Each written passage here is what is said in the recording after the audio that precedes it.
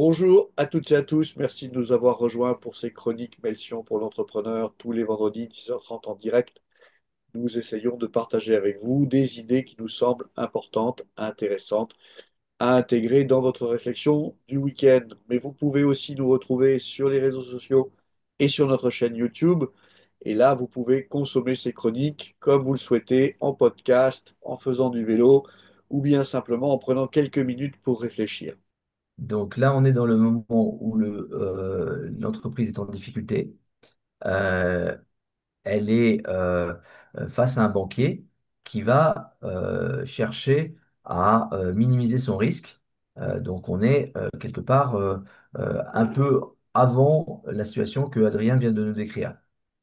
Donc le banquier, il va chercher à transférer le risque de l'entreprise vers notre patrimoine personnel en disant, bah, deux avantages. Un, on va être plus attentif à bien le payer. Et deux, on va être, euh, il va peut-être pouvoir récupérer un peu d'argent sur notre patrimoine si ça marche mal. Donc nous, dirigeants, on va avoir notre engagement professionnel qui va aller vers du privé. Donc c'est un sujet. Et on a une frontière dette entreprise et bien privé qui devient fragile. Donc la vigilance est de mise. Les mécanismes de transfert utilisés par le banquier, c'est par exemple euh, euh, de proposer de changer un crédit d'entreprise en prêt personnel ou de demander une caution du dirigeant. Euh, donc, si on fait ça, eh ben, c'est le patrimoine personnel qui va supporter le risque qui initialement était limité à l'entreprise. Et ça change complètement la nature juridique de la dette, puisque le débiteur n'est plus l'entreprise, mais la personne privée. La motivation des banques là-dedans, bah, c'est qu'elles cherchent à sécuriser le risque avec une garantie personnelle. La différence, c'est que quand on a une garantie professionnelle, et ben, si on met en dépôt de bilan, cette garantie s'efface dans la liquidation. Si on a une garantie personnelle, la garantie reste attachée au patrimoine, y compris à travers la mort. Donc, quand vous décédez, vous transmettez vos biens et les dettes qui y sont accrochées. Par ailleurs, faut bien avoir en tête que le régulateur, il impose aux banques de contrôler le risque qu'elles prennent dans chaque dossier.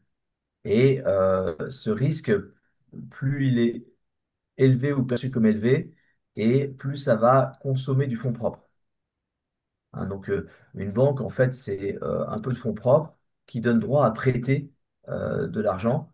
Et si ce fonds propre réduit parce qu'on fait des pertes, eh ben, ça réduit la capacité à prêter. La capacité à prêter réduite, ça fait une réduction de la marge que bon, on peut faire la banque pour payer ses loyers, ses salaires, etc. Si donc la quantité de prêts qu'on peut faire en fonction du fonds propre dépend des types de prêts et des types de garanties qu'on a. Donc, quand on rajoute une garantie à un prêt, ça peut éviter d'avoir à dégrader le fonds propre qu'on doit mettre sur ce prêt.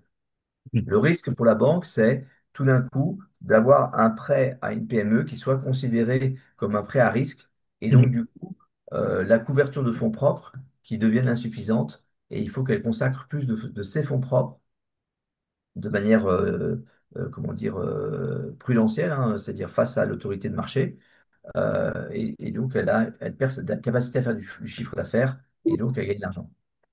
Donc, c'est un rôle non nul et c'est important à comprendre quand on parle avec le banquier, de voir que lui, ce dont il a besoin, c'est de montrer qu'il a prêté à une société qui marche bien ou Hmm. à une société dans laquelle il a une caution suffisante. Donc, c'est comme c'est ça son but, c'est de protéger son bilan. Évidemment, dans ce cas-là, il ne se soucie pas beaucoup de l'entrepreneur. Donc les conséquences pour l'entrepreneur, bah, c'est que tout d'un coup, ces biens personnels vont devenir saisissables. Et le budget familial, il va être impacté par ce choix professionnel. En cas d'échec, ça entraîne un endettement personnel. Et cette faillite professionnelle, elle peut mener à un surendettement. Bon, les outils qui sont utilisés par le banquier, bah, c'est la caution personnelle pour un crédit. C'est le prêt personnel pour remplacer une ligne de crédit existante. C'est le nantissement d'un bien privé. Ou on parle aussi des garanties croisées entre associés. Alors là, ça fout encore plus le, le boxon, puisque on se retrouve avec des causes de conflit encore plus importantes. Euh, le banquier peut aussi utiliser le tribunal de commerce, puisque dans le tribunal de commerce, il y a moyen de demander une extension du dépôt de bilan par exemple, aux dirigeants, s'il y a une confusion des patrimoines qui est révélée, c'est-à-dire si vous avez fait des choses avec votre patrimoine personnel et sans le documenter comptablement de manière suffisante. Et ça, c'est une façon facile pour le banque, pour la banque. L'autre façon facile, c'est d'engager la responsabilité du dirigeant dans des erreurs qu'il a commises et qui ont coûté aux créanciers. Les signaux d'alerte, eh ben, quand vous avez tout d'un coup un banquier qui vous demande de faire un prêt personnel, quand il insiste beaucoup, quand le contrat, il y a des trucs un peu flous dedans, ou quand le banquier ne vous écrit pas les explications qu'il est en train de vous faire, qui refuse de les écrire. Les erreurs fréquentes, eh ben, c'est de signer trop vite, c'est d'accepter le cautionnement sans en comprendre son ampleur réelle, c'est de minimiser le risque qu'on prend à titre personnel et c'est de ne pas faire intervenir, enfin de ne pas mettre les banques en concurrence parce qu'en fait, elles n'ont pas forcément toute la même lecture du dossier. Pour se protéger, donc la demande d'explication écrite, demander un plafond et ou une durée limitée pour la caution, tout de suite avoir un recours à un avocat ou un expert comptable, travailler sur la proportionnalité de l'engagement. Donc ça, c'est intéressant, on va en parler. Et puis, la diversification bancaire, il ne faut pas avoir qu'un seul fournisseur stratégique et le banquier est un fournisseur stratégique. Il y a un nouvel article du Code civil et qui a changé. Alors, il est important de comprendre qu'il ait changé parce qu'il y a des avocats qui risquent, vu que ça date de 3 ans, de ne pas avoir forcément bien compris l'implication.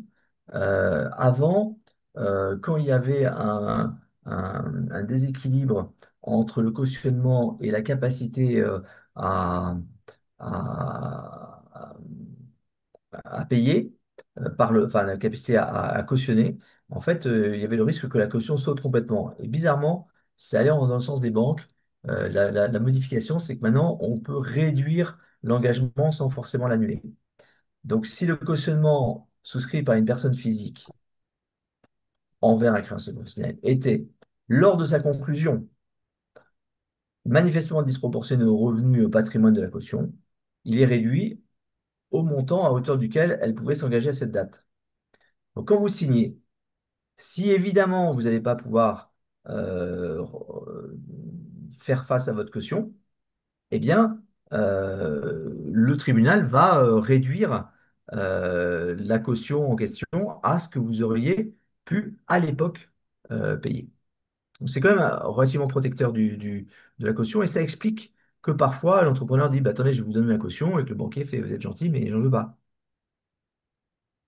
Vous voyez, tout ça, c'est encore une fois bien comprendre son banquier pour pouvoir bien lui parler.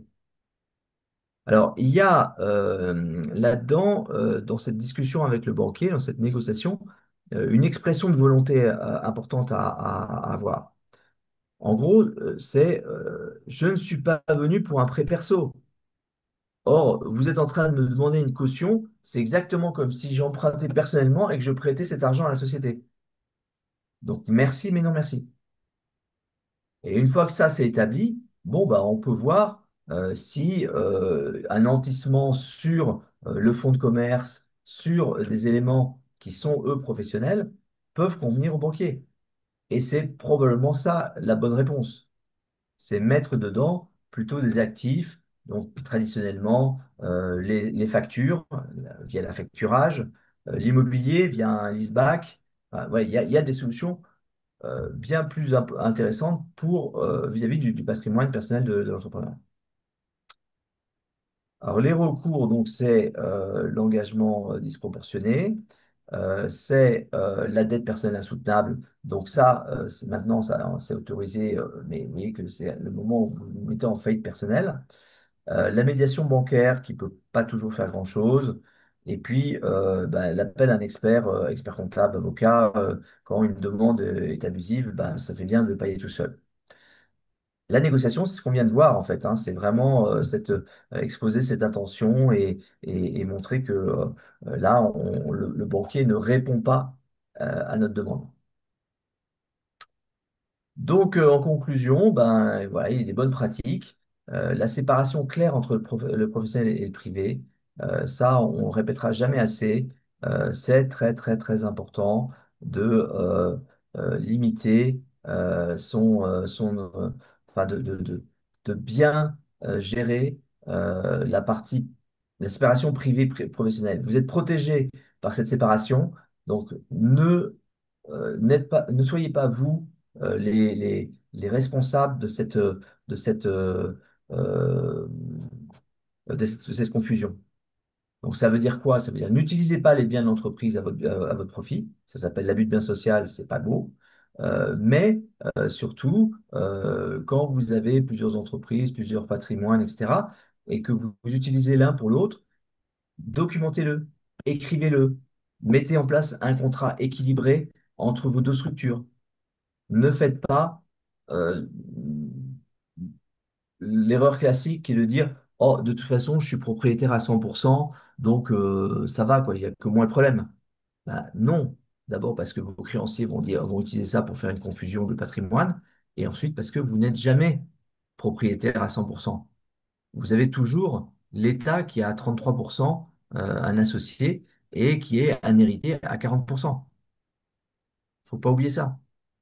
Développer une stratégie patrimoniale pour justement mettre de côté les choses qui doivent être mises de côté.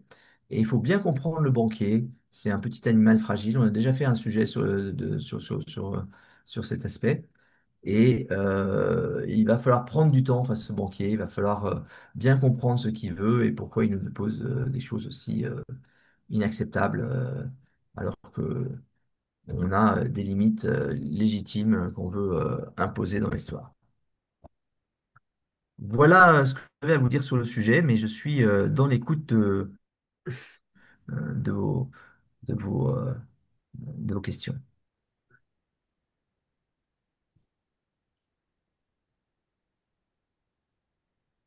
À un moment, tu dis qu'il ne faut pas faire jouer la concurrence entre les banques. Il faut la faire Et jouer. C'est l'erreur est de ne pas la faire. ah pardon, C'est dans la catégorie j'ai mal des lu, erreurs. pardon. Merci. Pas de problème.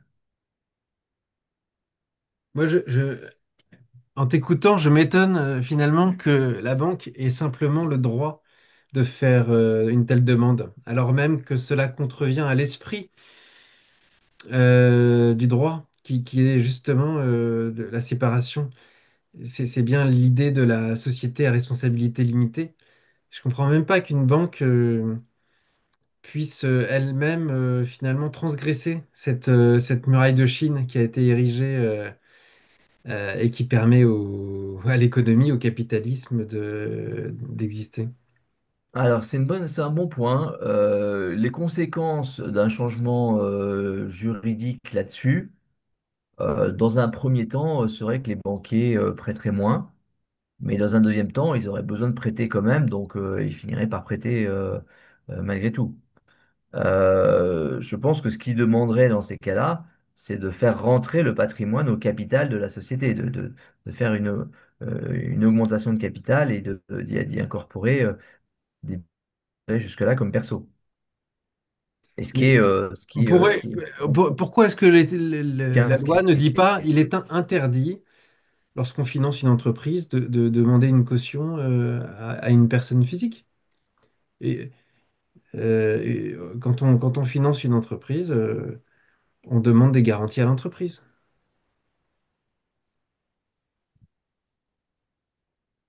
le texte de loi serait pas très très compliqué à écrire. Les conséquences sont je sais pas, faut bien réfléchir dessus, mais je crois que dans ce genre de contexte, les banques, ben, elles s'adaptent. D'abord, dans un premier temps, en réduisant leur offre, et puis dans un deuxième temps, en s'adaptant et en comprenant qu'il faut quand même vivre. Donc je suis plutôt partisan de cette idée, évidemment. Parce que moi, Mais il ne j'ai faut pas commencé. oublier que les banquiers sont partout, hein. Sur Ouais. Parce que j'ai travaillé en financement de projet pour des grandes banques. Et le financement de projet, la particularité d'être un financement sans recours. C'est-à-dire que on va financer un projet, par exemple, d'extraction de pétrole, de gaz ou de ferme éolienne, les gros gros projets, sur la simple base des cash flows générés par le projet. Et la banque ne peut pas se retourner vers l'entreprise qui... Oui, mais en général, elle peut mettre la main sur les actifs. Exactement, oui.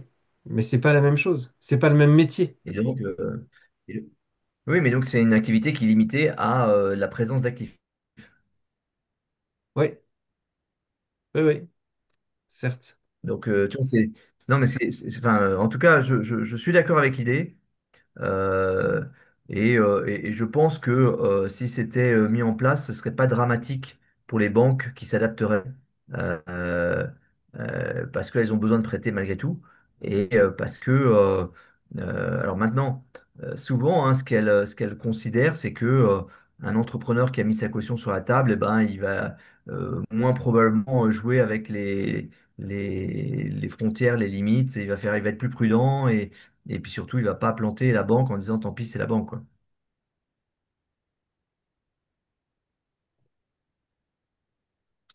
Mais voilà, en tout cas, on est enfin, c'est tout un sujet qu'il va falloir évoquer, qui est la question du monde bancaire, parce qu'il y a quand même eu une dérive très importante ces 30 dernières années, avec une concentration des acteurs bancaires, qui fait qu'aujourd'hui, les entreprises d'affacturage appartiennent toutes à des banques, alors que c'est quelque chose qui n'a rien à voir. Et que du coup, elles vont juger de la même façon un dossier, alors que ça n'a rien à voir, puisque dans un dossier d'affacturage, on juge la qualité de la créance. Et ben aujourd'hui, comme c'est les mêmes acteurs, ben, l'affacturage de l'entreprise va pas considérer la signature de Carrefour, il va considérer l'entreprise, je crois qu'elle va pas très bien et je suis pas du coup confortable à lui prêter. Donc on a effectivement un sujet certain sur la place que le monde bancaire a pris en se concentrant comme aujourd'hui. Alors ça nous amène sur des tas de choses. Le sujet d'une prochaine chronique, certainement.